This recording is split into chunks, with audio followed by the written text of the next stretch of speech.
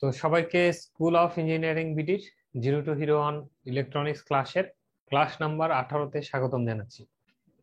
আজকে আমরা পড়ব হচ্ছে যে অ্যাম্প্লিফায়ারের গত ক্লাসের যে ক্লাস এ বি এবং ক্লাস সি অ্যাম্প্লিফায়ার যেটি বাকি ছিল সেটার অংশ, প্লাস আজকে ফিডব্যাক অ্যাম্প্লিফায়ার সম্পর্কে আমরা কিছু পড়াশোনা করব।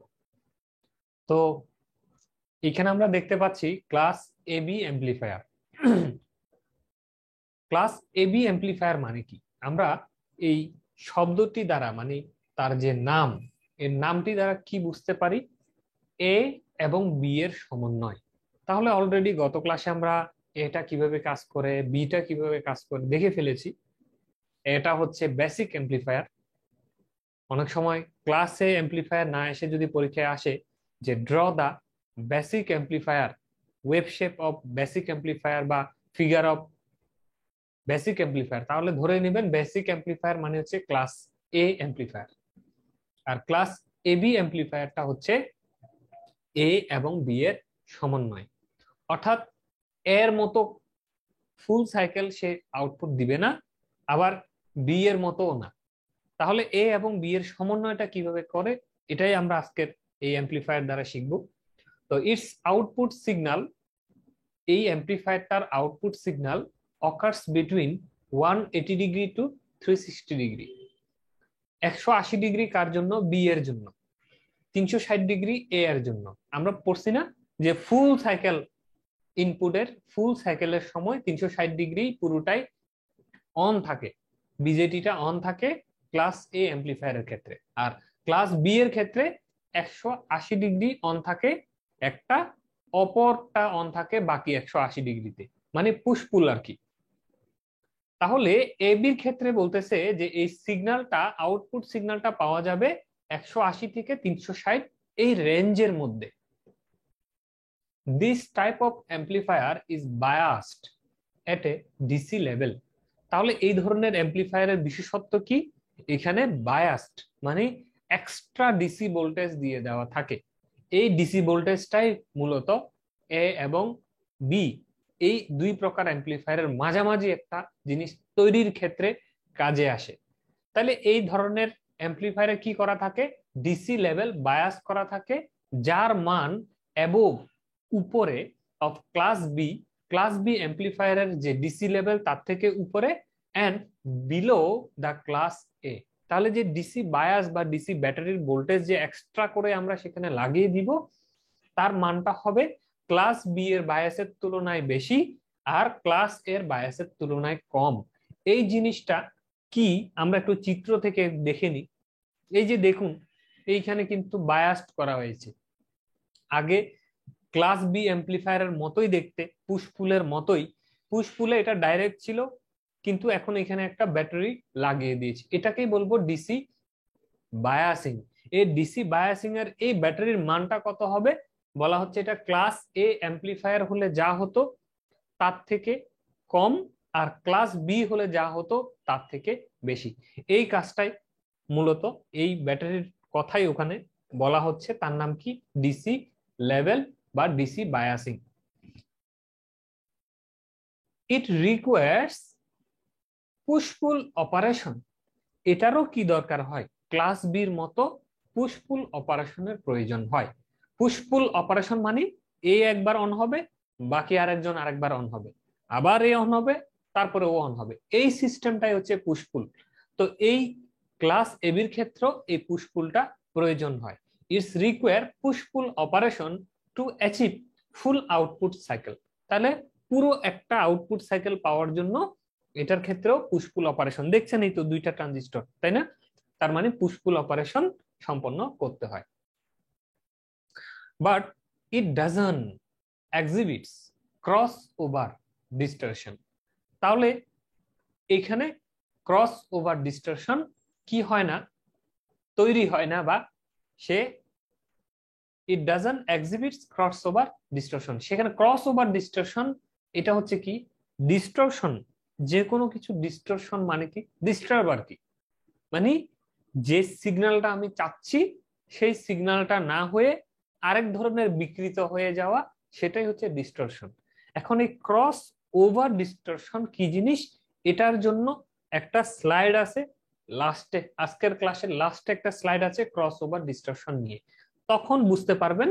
তো শুধু একটু মনে রাখেন যে ক্রস ওভার ডিস্টরশন হচ্ছে একটা disturbing elements. Class AB amplifier has efficiency of 25 to 78.5%। তাহলে ক্লাস এবি অ্যাম্পলিফায়ারের এফিসিয়েন্সি কত? এমসিকিউ তে আসলো, পিএসসি এর ডিপার্টমেন্টাল এমসিকিউ প্রশ্ন, 25 to 78.5%। এখন আসেন ক্লাস এবি অ্যাম্পলিফায়ারের চিত্র যদি আঁকতে বলে, এই হচ্ছে সেই চিত্র। যদি আউটপুট ডিসি লোড লাইন দিয়ে আউটপুট আঁকতে বলে তাহলে হচ্ছে এই জিনিসটা। আপনারা এখানে বুঝতে পারতেছেন Q1 Q2 ওই বি এর মতো, ক্লাস বি এর মতো। একবার Q1 অন হবে, এখান থেকে পজিটিভ হাফ সাইকেলে Q1 অন হবে, তারপরে নেগেটিভ হাফ সাইকেলে Q2 অন হবে। এইভাবে করে ও একবার এ একবার, মানে পুশ পুল অপারেশন সম্পন্ন করবে। কিন্তু এইখানে একটা ডিসি ভোল্টেজ আগে থেকে দিয়ে দেওয়ার কারণে তার আউটপুট ওয়েভ শেপের মধ্যে একটা চেঞ্জ আসবে। এই যে সেই আউটপুট ওয়েভ শেপ, মনে করেন ইনপুটের আমরা এইটা হচ্ছে 180 ডিগ্রির কাটা। আউটপুট ভোল্টেজ আমরা যদি বলি, এই আউটপুট নেগেটিভ হাফ সাইকেলের জন্য আউটপুট হচ্ছে এদূর। আমি একটু কালো করে দিই জায়গাটা। এটা হচ্ছে নেগেটিভ হাফ সাইকেলের জন্য আউটপুট, আর বাকি টাইমে আউটপুট পাই নাই।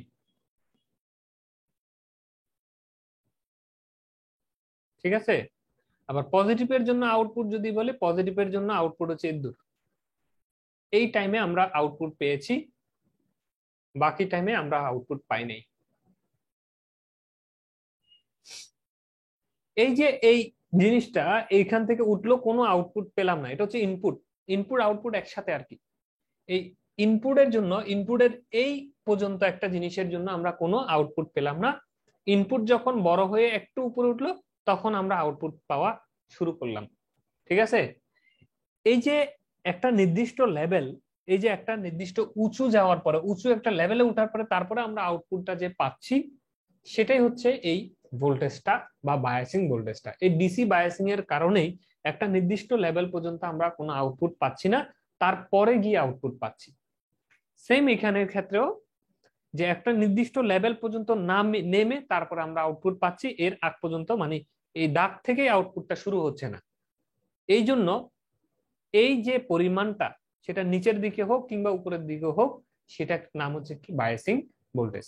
আর 0 পয়েন্ট, এই যে এটা হচ্ছে 0 পয়েন্ট, তো 0 পয়েন্টের একটু পরে গিয়ে আউটপুটটা শুরু হচ্ছে, এখানেও 0 পয়েন্টের একটু পরে গিয়ে আউটপুটটা শুরু হচ্ছে ওই বায়াসিং ভোল্টেজের কারণে। এইভাবেই আমরা এই আউটপুট, ইনপুট আউটপুট ওয়েভ শেপটা এঁকে দিতে পারি। সেম ভাবে ডিসি লোড লাইন, আপনারা সবাই জানেন এদিকে থাকে আইসি, এখানে একটা টিক মার্ক দিয়ে নেবেন, এখানে থাকে বি অফ সিই। তো ডিসি লোড লাইনে করি কি, আইসি এবং বিসিই কিউ তে, এই বিসিই ভার্সেসে আমরা কি করি, একটা লাইন টানি আর একটা কিউ পয়েন্ট ডিটেক্ট করি, যেখানে ট্রানজিস্টরটা বায়াসিং করা থাকে। ওই বায়াসিং পয়েন্ট মানে বায়াসিং যে ভোল্টেজটা দিয়ে বায়াসিং করা থাকে, ওই ভোল্টেজের পয়েন্টটা আমরা দেখিয়ে দিই। তখন তার ভিতর দিয়ে একটা মিনিমাম কারেন্ট প্রবাহিত হয় আইকিউ, এবং তখন বিসিইর যে ভোল্টেজটা থাকে, বিসিই কিউর পরিমাণটা হচ্ছে এত। তো ওইটা দিয়ে আমরা একটা কিউ পয়েন্টার জাস্ট একটা দেখিয়ে দিব। এটাই হচ্ছে কি আমাদের, যদি বলা হয় যে ক্যারেক্টারিস্টিক কার্ভ অঙ্কন করতে ক্লাস এবি অ্যাম্পলিফায়ারের, তাহলে এটাই হচ্ছে সেই চিত্রটা। এখন আসেন class C amplifier. Class C এটা আবার কি জিনিস? এটা হচ্ছে বেসিক্যালি আমরা যে টিউন সার্কিট বলি, টিউন সার্কিট বা অনেকে এলসি সার্কিট বলে, এই সেই এলসি সার্কিট। ঠিক আছে? এলসি মানে একটা ইন্ডাক্টর থাকবে, একটা ক্যাপাসিটর থাকবে। ইন্ডাক্টর এবং ক্যাপাসিটর দিয়ে। আরসি সার্কিট তৈরি করতে গেলে রেজিস্টর এবং ক্যাপাসিটর দিয়ে। ঠিক আছে? আর এল সার্কিট তৈরি করতে রেজিস্টর এবং ইন্ডাক্টর দিয়ে। আর এলসি সার্কিট বা ট্যাঙ্ক সার্কিট বলে অনেকে, এটার নাম ট্যাঙ্ক সার্কিটও। এলসি সার্কিট মানে একটা ইন্ডাক্টর এবং একটা ক্যাপাসিটর দিয়ে যে সার্কিট গঠিত হয় সেটা। এই ধরনের সার্কিট যদি আমরা কালেক্টরের সাথে যদি লাগিয়ে দিই, আর ইনপুটটা যদি বেস ইমিটার এই জাংশনটাতে যদি ইনপুট দিই, তাহলে যে সার্কিটটা গঠিত হবে সেটা হচ্ছে ক্লাস সি অ্যাম্পলিফায়ার। তো ক্লাস সি অ্যাম্পলিফায়ারের যদি আপনার আউটপুট ক্যারেক্টারিস্টিক্স কার্ভটা আঁকতে বলে তাহলে দেখতে এই ধরনের হবে, যে এটা হচ্ছে ইনপুট সিগন্যাল, মানে এই সিগন্যালটাই হচ্ছে মূলত এটা। হ্যাঁ, কিউ পয়েন্টটা কোথায়? কিউ পয়েন্টটা ডিসি লোড লাইনেরও নিচে অবস্থান করে। এটার অপারেটিং পয়েন্ট, এই সার্কিটের অপারেটিং পয়েন্টটা হচ্ছে যে ডিসি লোড লাইন থাকবে, ডিসি লোড লাইনের নিচেও অবস্থান করে, ঠিক আছে। আর আউটপুট সিগন্যালটা কি হবে? আউটপুট সিগন্যালটা হবে হচ্ছে হাফ, অর্থাৎ এই যে ইনপুট সিগন্যাল আপনারা খেয়াল করে দেখেন, এই ইনপুট সিগন্যালের কিউ পয়েন্টটা এই বরাবর হচ্ছে কি মিডল পয়েন্ট। এই ইনপুট সিগন্যালের উপরের দিকে একটা, এর নিচের দিকে একটা, এটা হচ্ছে মিডল পয়েন্ট, এই হচ্ছে কিউ পয়েন্ট, ঠিক আছে।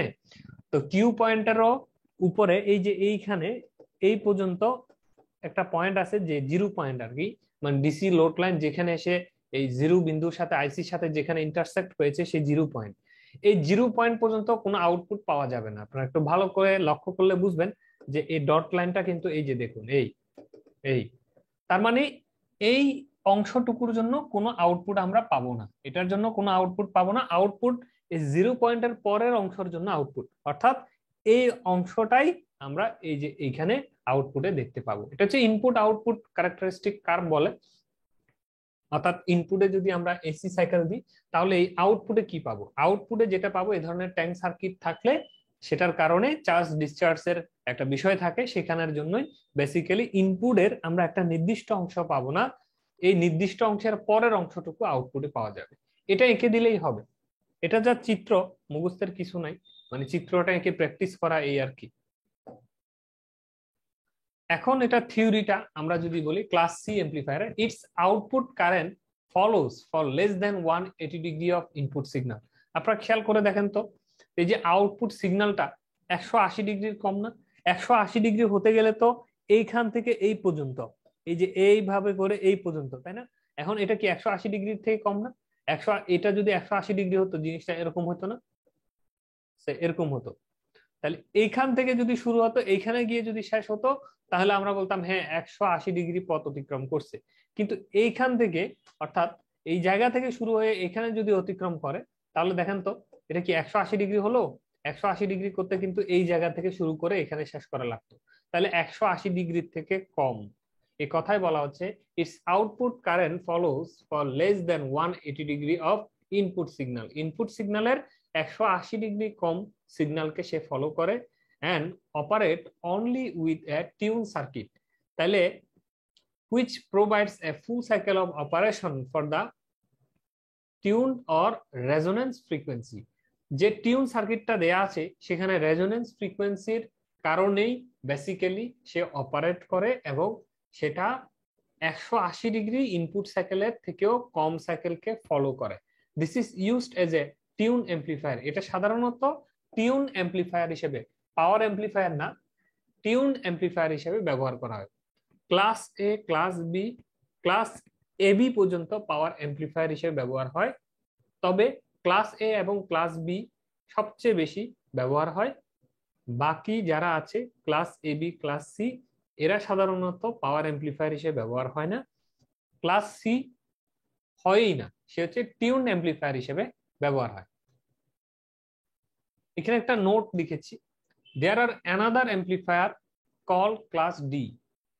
তাহলে আরো এমপ্লিফায়ার আছে কিন্তু আমাদের অত দরকার নাই, তারপর আমি নামটা লিখে দিয়েছি অনেকে যেন চিনে, যে ক্লাস ডি এমপ্লিফায়ার নামেও আর একটা এমপ্লিফায়ার আসলে আছে, which is use for pulse operation. কখনো যদি আমাদের কোনো পালস তৈরি করা হয়, এভাবে সিগন্যাল, হ্যাঁ পালস সিগন্যাল যদি জেনারেট করা লাগে, তখন এই ধরনের যে অপারেশনটা, মানে পালস তৈরি করার জন্য যে এমপ্লিফায়ারটা প্রয়োজন হয় সেটাই হচ্ছে class D amplifier. Class C and class D amplifier are not often use for power amplification. Class C এবং ক্লাস ডি সাধারণত পাওয়ার এমপ্লিফায়ারের জন্য ব্যবহার করা হয় না। এখন আসেন ক্রস ওভার ডিস্টরশন। কিছুক্ষণ আগে আমি বলেছি যে ক্রস ওভার ডিস্টরশন কি জিনিস আমরা একটু দেখব। During the output signal crossover from positive to negative or vice versa, there are some non-linearity in the output signal known as crossover distortion. মানে সহজ কথায় আউটপুট সিগনালে পজিটিভ এবং নেগেটিভ উভয়ের সময় একটার বিপরীত, যদিও উভয়ের সময় নন লিনিয়ারিটি, মানে যেটা এইভাবে স্বাভাবিকভাবে উপরে উঠার কথা ছিল, সে এইভাবে উপরে উঠার কথা ছিল বা নিচে নামার কথা ছিল কিন্তু নামে নাই, একটু এখানে উল্টাপাল্টা দেখতে পেলাম। এই ধরনের লিনিয়ার না হয়ে যদি নন লিনিয়ারিটি, সেটা পজিটিভ দিকে হোক নেগেটিভ দিকে হোক, আমরা যদি দেখতে পাই, তাকে আমরা বলবো crossover distortion. Crossover distortion occurs, সেটা সংগঠিত হয় as the push pull circuit. Push pull যে অ্যাম্পলিফায়ার আমরা পড়েছি ক্লাস বির ক্ষেত্রে, সেখানেই এই ক্রস ওভার ডিস্টরশনটা তৈরি হয়। Doesn't provide exact switching off the one transistor on and another transistor off at zero voltage condition. যখন ট্রানজিস্টরটা জিরো ভোল্টেজ পাবে ঠিক ওই মুহূর্তে অফ হয়ে যেতে হবে, আরেকজন অন হয়ে যেতে হবে। এই জিনিসটা একদম সঠিক এক্সাক্ট টাইমে হয় না বলেই এই ঘটনাটা সংঘটিত হয়। তাহলে আমরা যদি এটা চিত্র দেখতে চাই, এই হচ্ছে ইনপুট সিগন্যাল। যদি এমন হয় তাহলে আউটপুট এরকমই অনেক বড় করে এরকম আসার কথা ছিল, কিন্তু আউটপুটে দেখেন এই যে প্রথমে কিছু পাওয়া যায়নি, তারপরে পাওয়া গেল, আবার নির্দিষ্ট সময় ধরে কিছু পাই নাই, তারপরে পাওয়া গেল, আবার পাই নাই। এই যে মধ্যখানে যে কিছু সময় জুড়ে আমরা কিছু পাই নাই, এটাই হচ্ছে ক্রস ওভার ডিস্টরশন। মানে পজিটিভ থেকে নেগেটিভে যাওয়ার সময় বা নেগেটিভ থেকে পজিটিভে আসার সময় একটা সার্টেন টাইমের জন্য যে তার লিনিয়ারিটি বৈশিষ্ট্য না রেখে যদি এভাবে নন লিনিয়ার বৈশিষ্ট্য শো করে, অনেক সময় এটা তো সহজ সোজা ভাবে দেখানো হলো, অনেক সময় এরকমও হতে পারে, এই ধরনেরও হতে পারে। তো এগুলো সবগুলি হচ্ছে কি cross over distortion. Non linear যদি কোনো সাইকেল আমরা দেখতে পাই, এগুলি হচ্ছে কি ক্রস ওভার ডিস্টরশন।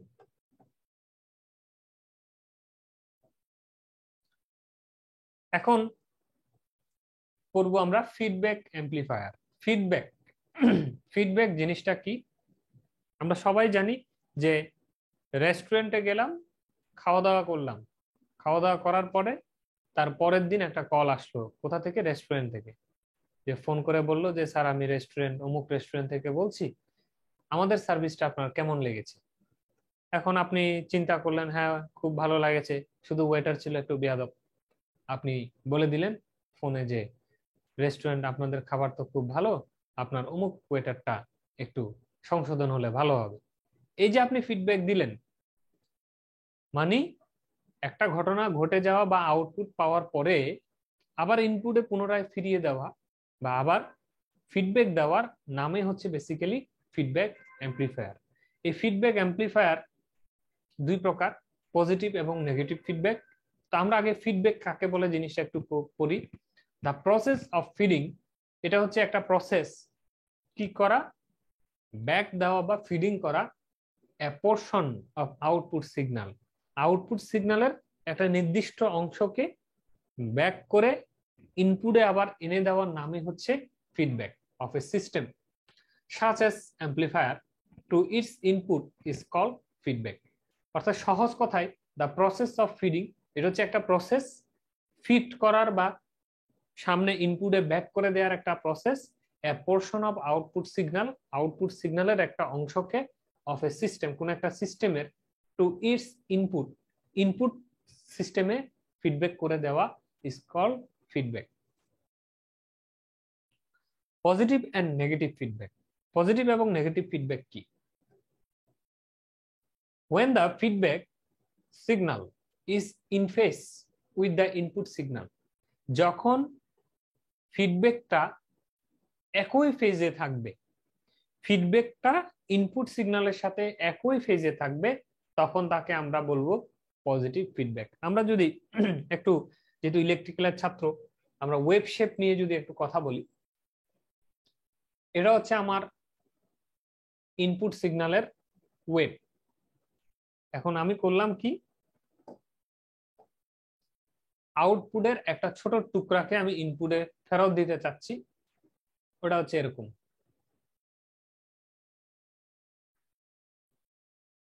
ওটাও এরকম দেখতে, ঠিক আছে? এটা হচ্ছে ফিডব্যাকের জন্য পাঠিয়ে দিলাম। তাহলে আমার ইনপুট যখন শুরু হয়, এই জিনিসটাও শুরু হয়। আমার ইনপুট যখন ম্যাক্সিমাম, এই জিনিসটাও ম্যাক্সিমাম। আমার ইনপুট যখন নেগেটিভ ম্যাক্সিমাম, এই জিনিসটাও নেগেটিভ, এই জিরোতে। ইনপুট যখন নেগেটিভ ম্যাক্সিমাম, এটাও নেগেটিভ ম্যাক্সিমাম। অর্থাৎ সহজ কথায় ইনপুট যেভাবে আছে, যেভাবে আচরণ করছে, এই আউটপুটটাও যদি সেম ভাবে, সেম ডিগ্রি অ্যাঙ্গেলে যদি অবস্থান করে, আচরণ করে, তাহলে আমরা বলবো এই ওয়েভটার সাথে এই ওয়েভটা ইন ফেজে আছে, একই ফেজে আছে। এখন আউট অফ ফেজ কি? আউট অফ ফেজ হচ্ছে এটা যেভাবে আছে, আমার যদি আউটপুটটা এই ধরনের হয়, তাহলে কি হলো, আমার ইনপুট বাড়লে এটা কমে যাচ্ছে, তাহলে ওর সাথে ওর একটা কি মিল নাই, আউট অফ ফেজ বলবো এটাকে, সম্পর্ক মিল নাই। অথবা আরো কি হতে পারে, আরো হতে পারে এইভাবে, ও শুরু হলো, এটা শুরু হয়েছে এইভাবে। তার মানে ও যখন জিরো, ও তখন মাইনাস সামথিং। ও যখন ম্যাক্সিমাম, ও তখন উঠতেছে মাত্র প্লাসের সামথিং। তাহলে এই দুইজনের সাথে ফেজের কোনো মিল নাই। কত একটা নির্দিষ্ট ডিগ্রি ফেজ ডিফারেন্স আছে, যেটা আমরা এসি সার্কিটে শিখার কথা। তো এই যে নির্দিষ্ট পরিমাণ ডিগ্রি ফেজ আউট অফ ফেজে আছে, তখন আমরা বলবো এটাকে, এটার সাথে এটা আউট অফ ফেজ। তো এটা যদি ইনপুট হয়, এটা যদি আউটপুটের ফিডব্যাক অংশ হয়, যদি এই আউটপুটের ফিডব্যাক অংশটা ইনপুটের এই ওয়েভের সাথে যদি ইন ফেজে থাকে, ইন ফেজে মানে ও বাড়লে আমিও বাড়ি, ও কমলে আমিও কমি, এইভাবে যদি ইনপুটের সাথে আউটপুট ফেজটা যদি কি থাকে, ইন ফেজে থাকে, তখন তাকে আমরা বলবো positive feedback. when the feedback signal, এই যে ফিডব্যাক দেওয়ার জন্য যে সিগন্যালটাকে আমরা আনলাম, সে যদি ইন ফেজে থাকে with the input signal, input সিগন্যালের সাথে যদি ইন ফেজে থাকে, then it is called positive feedback. On other hand, অন্যভাবে যদি আমরা বলি, when the feedback signal is 180 degree out of phase to the input signal, that is it oppose the original applied signal, then it is called positive feedback। এই জিনিসটা একটু বুঝতে হবে। অন্যভাবে আমরা যদি বলি, when the feedback signal is 180 degree out of phase of the input signal, এখন এখানে দুইটা জিনিস, একটা হচ্ছে এই পজিটিভ সিগন্যাল ইনপুট, এই হচ্ছে ফিডব্যাক সিগন্যাল, এই ধরনেরও হতে পারে, অথবা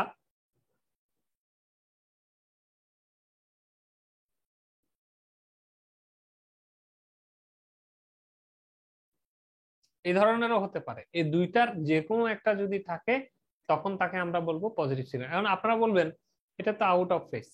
এখন প্রশ্নকর্তা ওইটাই বলে দিছে যে পজিটিভ ফিডব্যাক হওয়ার জন্য ইনপুট সিগন্যালের সাথে ফিডব্যাক সিগন্যালটার একই ফেজে থাকতে হবে, অথবা 180 ডিগ্রি, এইভাবে ঠিক হয় পজিটিভলি উল্টা আর নাইলে নেগেটিভলি উল্টা, হয় পজিটিভলি উল্টা নাইলে নেগেটিভলি উল্টা। মানে ইনপুট সিগন্যালের সাথে ফিডব্যাক সিগন্যাল হয় সেম সেম থাকতে হবে, নাহলে 180 ডিগ্রি আউট অফ ফেজে থাকলেও সে, তাকে আমরা পজিটিভ ফিডব্যাক বলবো। তাহলে এই দুইটা শর্ত হলে আমরা পজিটিভ ফিডব্যাক বলছি। এটা ছাড়া বাকি অ্যাঙ্গেল ট্যাঙ্গেল যত যেভাবে থাকবে, সেটা হবে নেগেটিভ ফিডব্যাক।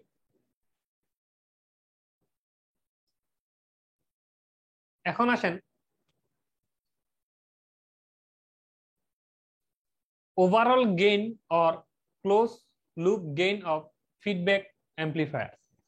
আচ্ছা, আমরা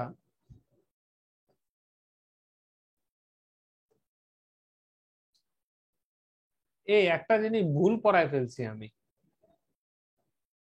এইখানে, এটা পজিটিভ না রে বাবা, এটা নেগেটিভ হবে। আমি শীটের ঠিক করে দিব, এটা নেগেটিভ ফিডব্যাক।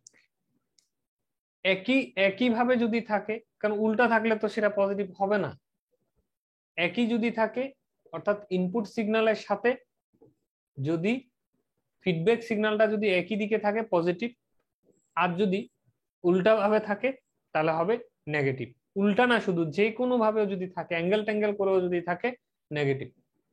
তো এই হচ্ছে, এটা হচ্ছে নেগেটিভ, এটা হচ্ছে পজিটিভ। আমি ভুল বলছি, এটা এখানে লেখার মধ্যে আমি ভুল লিখে ফেলছি।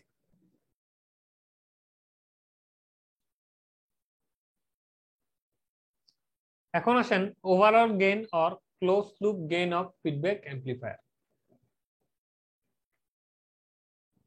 এটা যদি আমাদের বেসিক অ্যাম্প্লিফায়ার এ হয়, মানে ক্লাস এ অ্যাম্প্লিফায়ার আর কি, এটা যদি একটা বেসিক অ্যাম্প্লিফায়ার হয়, আর ফিডব্যাক নেটওয়ার্কের যেটা আউটপুট থেকে যে অংশটা ফিডব্যাকের দিকে যাবে সেটার নাম দিলাম আমরা বিটা। ঠিক আছে, ফিডব্যাক নেটওয়ার্ক বিটা। আর যে সিগন্যালটা যাচ্ছে তার নাম হচ্ছে এক্স ফিডব্যাক, মানে সিগন্যাল ফিডব্যাক। আর যে সিগন্যালটা ঢুকছে এক্স অফ এস, মানে ইনপুট সিগন্যাল বা সিগন্যাল শুধু যেখানে ঢুকছে, মানে ইনপুট সিগন্যালের সাথে ফিডব্যাককে কি করতে হবে, এক জায়গায় মিক্স করতে হবে না, সে জায়গাটার নাম হচ্ছে কি কম্পারেটর। ঠিক আছে, আর এই কম্পারেটরের যে আউটপুটটা বের হবে সেই আউটপুটটার নাম হচ্ছে ডিফারেন্সিয়াল সিগন্যাল, মানে এই দুইজনের ডিফারেন্সিয়াল অবস্থায় যে সিগন্যালটা বের হবে সেটা এক্স ডি অথবা এক্স আই। আই মানে হচ্ছে এই বেসিক অ্যাম্প্লিফায়ারে ইনপুট হিসেবে কাজ করবে হচ্ছে এক্স ডি অথবা এক্স ইনপুট, যেটা এইখানে যাওয়ার পরে যে অংশটুকু এদিকে আমরা দেখতে পাবো, মানে কাজে লাগানোর জন্য যেটা নিব সেটা হচ্ছে এক্স আউটপুট। তাহলে এক্স আউটপুট সমান সমান কি বলতে পারি, এ এক্স আই। ঠিক আছে, এ এক্স আই এটা হচ্ছে এই এক্স আউটপুটের ফর্মুলা। মানে এই বেসিক এমপ্লিফায়ার এর সাথে যদি ইনপুট সিগন্যালকে গুণ করা হয় তাহলে আমরা কি এই আউটপুট এক্স আই কে পেয়ে যাব। এখন এইখানে আমরা কনসিডার করব, let us consider the following negative feedback amplifier. এটা একটা নেগেটিভ ফিডব্যাক অ্যাম্প্লিফায়ার হিসেবে আমরা কনসিডার করি। দ্য ডিফারেন্সিয়াল সিগন্যাল, এই যে এক্স ডি বা এক্স আই এর মানটা সমান সমান x S minus X F. এটা হচ্ছে ডিফারেন্সিয়াল বা ইনপুট সিগন্যাল। ঠিক আছে, এই ইনপুট সিগন্যালটা সমান সমান কত, সমান সমান হচ্ছে এই এক্স এস, যে ইনপুটটা আমরা দিয়েছি এক্স এস, এটা থেকে যদি এই এক্স এফ কে যদি বিয়োগ দেওয়া যায়, মানে এখান থেকে যদি 10 টাকা আসে, 10 টাকার সাথে এটা 2 টাকা যোগ করলে কত হয়, 12 টাকা। এই 12 টাকা কোথায়, এই জায়গায়, তাই না? তাহলে আমরা যদি বলি যে এই জায়গার মানটা কত, এই জায়গার মানটা, যেহেতু এটা একটা কম্পারেটর বা ডিফারেন্সিয়াল অ্যাম্প্লিফায়ার, আমরা এটাকে আমাদের জেনারেল অঙ্কের মতো যোগ করলে মিলবে না। ঠিক আছে, যে এটা 2 টাকা বা এটা 10 টাকা, এটা 2 টাকা, টোটাল হলো 12 টাকা, তাহলে যোগ করে দিই তাহলে হয়ে যাবে না? কিন্তু এটা একটা নেগেটিভ ফিডব্যাক অ্যাম্প্লিফায়ার হওয়ার কারণে এই টাকা থেকে এই টাকাটা বিয়োগ হবে, যোগ হবে না। নেগেটিভ ফিডব্যাক অ্যাম্প্লিফায়ার বিয়োগ হবে। তাহলে x S minus X F দিলে যে মানটা হবে সেটাই হচ্ছে এক্স আই হবে। সেজন্য এক্স আই সমান সমান হচ্ছে X S minus X F. Feedback gain, এই ফিডব্যাক নেটওয়ার্কের গেইন বিটা সমান সমান কি, X F by X zero. অর্থাৎ এই ফিডব্যাক নেটওয়ার্কের এইদিকে কি আছে, এদিকে কি আছে, যে দুইটা জিনিস আমরা দেখতে পাবো, এই ফিডব্যাক নেটওয়ার্কের আউটপুট কোনটা, এটা, তাই না? এই এই জিনিসটার আউটপুট হচ্ছে এটা। তাহলে আউটপুট হচ্ছে এক্স এফ, ইনপুট হচ্ছে এক্স জিরো। তাহলে যে যে জিনিসটা এখানে কি আছে, এখানে মানে এখানে, এখানে মানে এক্স জিরো। তাহলে এক্স জিরো হচ্ছে এটার ইনপুট, আউটপুট হচ্ছে এক্স এফ কার, এই ফিডব্যাক নেটওয়ার্কটা। তাহলে আমরা বিটা সমান কি বলতে পারি, বিটা সমান সমান, যেহেতু একটা gain, output by input. Output মানে হচ্ছে এক্স এফ আর ইনপুট মানে হচ্ছে এক্স নট। তাহলে আউটপুট বাই ইনপুট কার জন্য, এই জিনিসটার জন্য। তাহলে বিটার মান বের হয়ে গেল X F by X zero.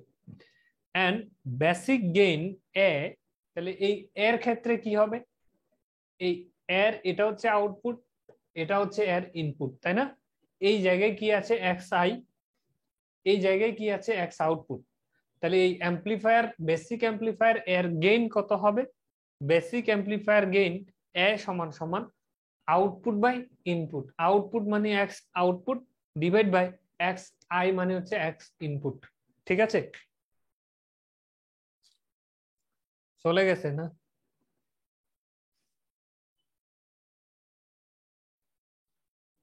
আচ্ছা, তাহলে আমরা এই দুইজনের গেইন কিভাবে বের করে দেখতে পেলাম। তো পরবর্তীতে ওভারঅল গেইন কিভাবে বের করব। ওভারঅল গেইনকে বলা হয় AF is equal to X output by XS. কিভাবে?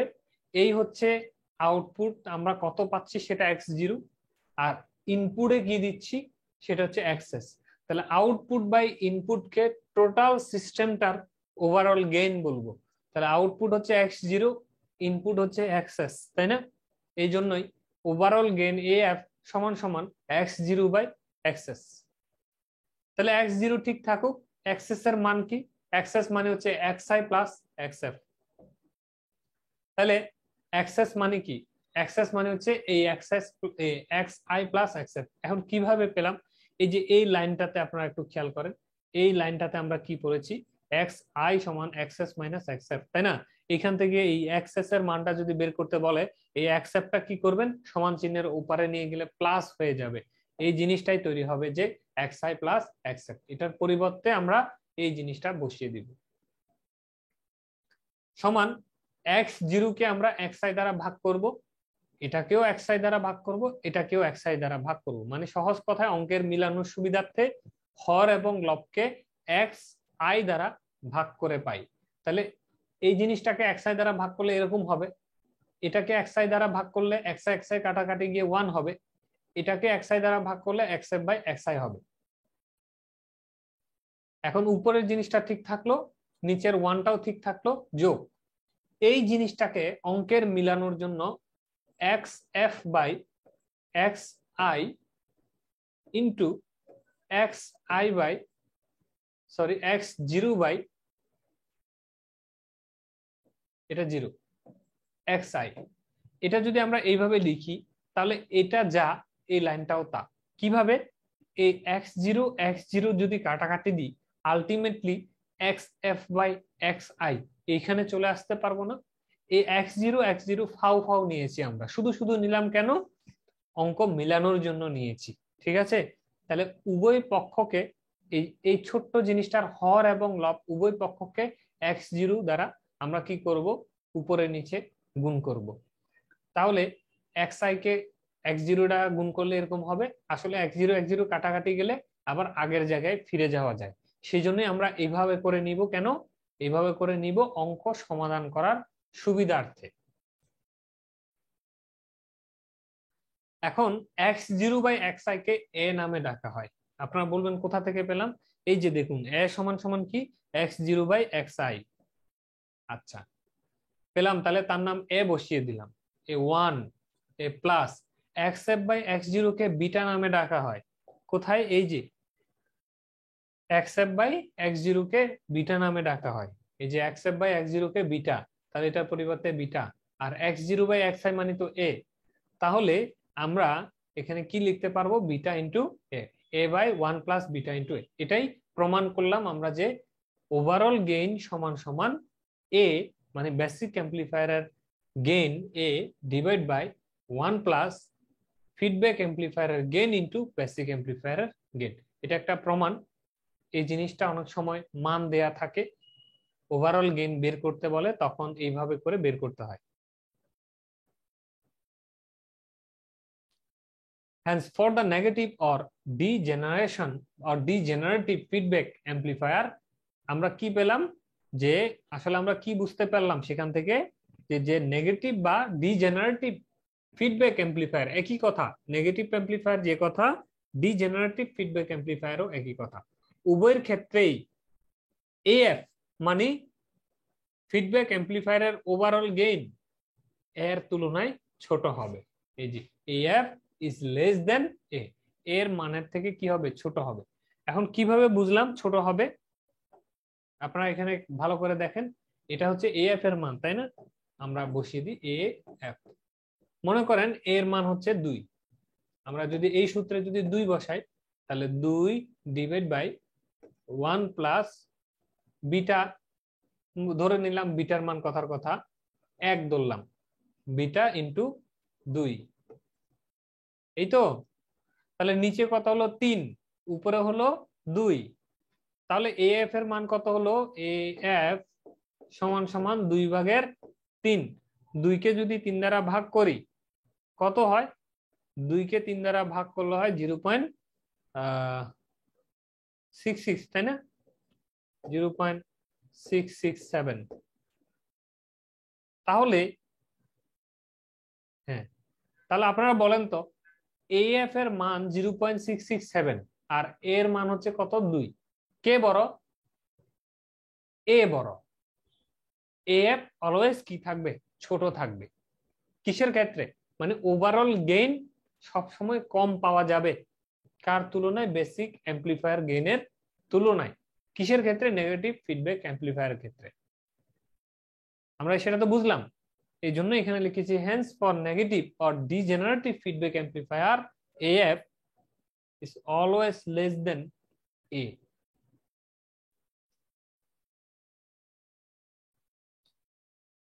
সিমিলার ভাবে একদম প্রমাণটা সিমিলার ভাবে হবে।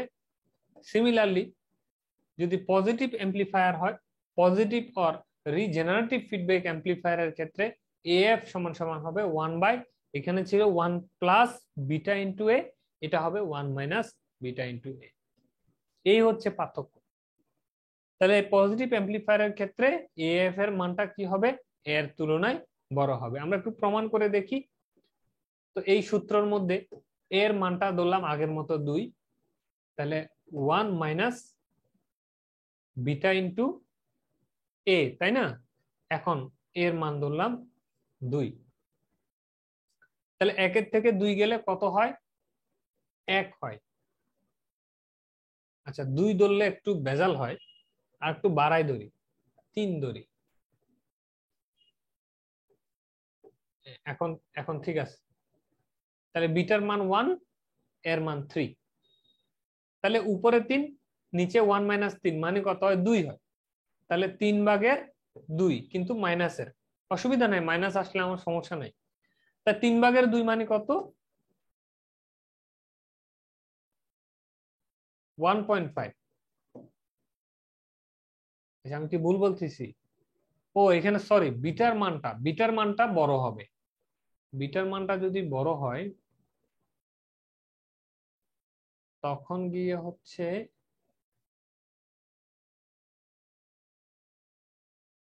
গুলাই ফেললাম। একটু আবার দেখি। AF এর মান বের করছি, এর মান হচ্ছে 3। আমরা ধরে নিলাম 1 মাইনাস বিটার মান হচ্ছে 1 ইন্টু 3, তাহলে -2 মাইনাস 3/2। 3/2 মানে -1.5। আচ্ছা, তাহলে আমরা এখানে যেটা দেখতে পাচ্ছি, নর্মালি দৃষ্টিতে আমরা দেখতে পাচ্ছি AF এর মানটা কম দেখা যাচ্ছে, কিন্তু সামনে এই যে মাইনাস, এই মাইনাস দ্বারা কি মিন করে? একজন আরেকজনের বিপরীত। অর্থাৎ এ যদি আপনার 3 হয়, AF এর মানটা তার থেকে বেশি থাকার কথা। হয়তো এখানে আমার যেটা সমস্যা হচ্ছে সেটা হচ্ছে এই গেইন ধরাতে সমস্যা হচ্ছে। এটা হয়তো 1 হবে না, এটা 0 পয়েন্ট সামথিং জাতীয় কিছু একটা হবে, যেহেতু ফিডব্যাকটা খুব কম পরিমাণ ফিডব্যাক ইনপুটে যায়। তো এখানে যদি 0 পয়েন্ট সামথিং ধরা হয়, বেসিক্যালি এটা মানে পুরো গুণফলটা আর কি 1 এর নিচে চলে যাবে। 1 এর নিচে যখন যাবে তখন এই AF এর মানটা উপরে চলে আসবে। আমি যদি একটু করে বোঝানোর জন্য একটু বলি, এটা আমার যেখানে ভুল হচ্ছে আর কি, বিটার মানটা আন্দাজে ধরে ফেলতেছি। তো মনে করেন বিটার মানটা হচ্ছে 0.1 ইন্টু 3। এখন দেখেন উপরে 3.1 ইন্টু 3 মানে হচ্ছে 0.3 নাকি? 1 থেকে যদি 0.3 করা হয় 0.7। তাহলে 3 কে যদি 0.7 দ্বারা ভাগ করি তাহলে কত হয়? 7। 4.428, তারপরে হলো 2, 4 পয়েন্ট ধরেন না 18 জাতীয় বা সামথিং। তখন এই AF এর মানটা এ 3-এর তুলনায় কি হয়ে যাবে, বড় হবে। আসলে এখানে বিটার মানটা কিছু একটা আছে, আমি আন্দাজে ধরছি সেজন্যই মিলছে না। বাস্তব অঙ্ক আসলে সেখানে আপনারা এই ধরনের বিটার মানটা অরিজিনালি পাবেন আর কি। এইভাবে এএফ এর মানটা এর তুলনায় বড় হবে। তবে মনে রাখতে হবে এখানে প্লাস মাইনাস এগুলোকে হিসাবে আনা যাবে না। সেজন্যই এই এর এএফ এর মান হোক কিংবা এর মান হোক, উভয়ের ক্ষেত্রেই দেখুন মুড অফ, মানে দুই পাশে মুড অফ দেওয়ার অর্থ হচ্ছে তার শুধু মানটা নেন, দিক নেওয়ার দরকার নেই, প্লাস নাকি মাইনাস দেখার দরকার নেই। তাহলে এএফ এর মানটা বড় হবে কার তুলনায়, এর তুলনায়। তো এইভাবে আমরা নেগেটিভ ফিডব্যাকের ক্ষেত্রে এবং পজিটিভ ফিডব্যাকের ক্ষেত্রে কি আসবে মান নির্ণয় করতে পারি। তো অ্যাডভান্টেজ অফ নেগেটিভ ফিডব্যাক, কখনো যদি পরীক্ষায় আসে যে নেগেটিভ ফিডব্যাকের সুবিধা কি, এক হচ্ছে স্টেবিলাইজ গেইন, আউটপুট যে গেইনটা আমরা পাবো সেটা স্টেবিলাইজ করা বা স্টেবল হওয়া। ইমপ্রুভ ফ্রিকোয়েন্সি রেসপন্স, ফ্রিকোয়েন্সি রেসপন্সটা অনেক উন্নত থাকবে, ঠিক আছে। ইনক্রিজড ব্যান্ডউইথ, ব্যান্ডউইথটা ইনক্রিজ থাকবে, হ্যাঁ ব্যান্ডউইথটা বড় থাকবে। মোর লিনিয়ার অপারেশন এবং লোয়ার ডিস্টরশন।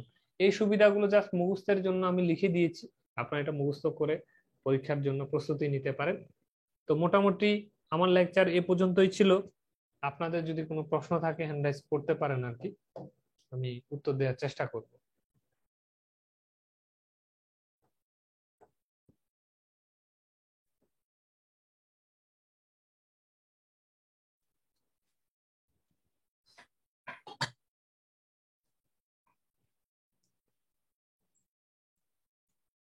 কোনো প্রশ্ন আছে আপনাদের?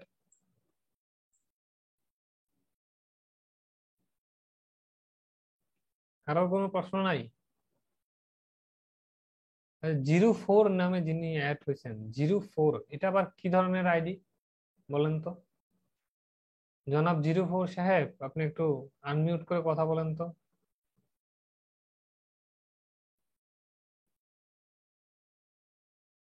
জনাব 04 সাহেব, শুনতে পাচ্ছেন?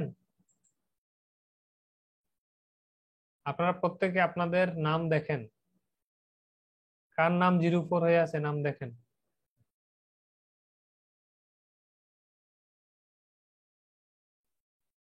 দেখতে পাচ্ছেন?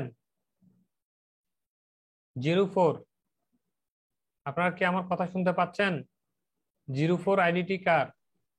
আমি কিন্তু এই ডিভাইসটা আজীবনের জন্য ব্যান করে দিব।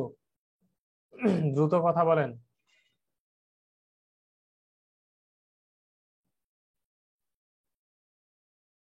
শুনতে পাচ্ছেন 04?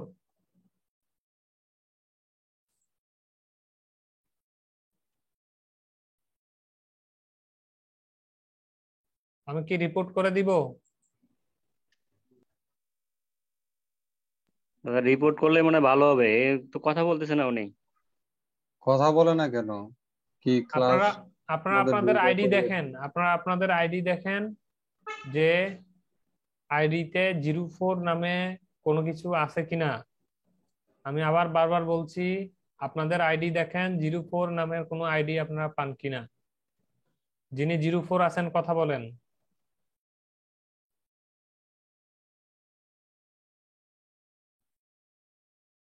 আপনার এই ডিভাইস দিয়ে কিন্তু আর ক্লাস করতে পারবেন না, স্বয়ং আমি এটা রিপোর্ট আনরিপোর্ট করলেও পারবেন না, আমি বারবার বলে দিচ্ছি পারবেন না। এই জন্য এটা জুম সার্ভার থেকে আপনাকে ব্লক করে রাখা হবে আপনার ডিভাইসটা।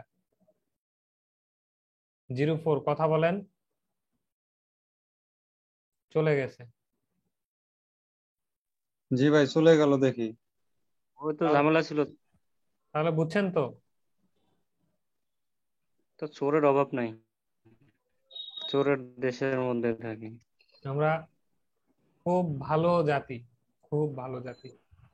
আমার আপনাদের প্রতি কোনো রাগ অভিযোগ নাই, কিন্তু আমার পড়ানোর ইচ্ছা গলা টিপে হত্যা করা হয়েছে, পড়ানোর ইচ্ছাকে মেরে ফেলা হয়েছে।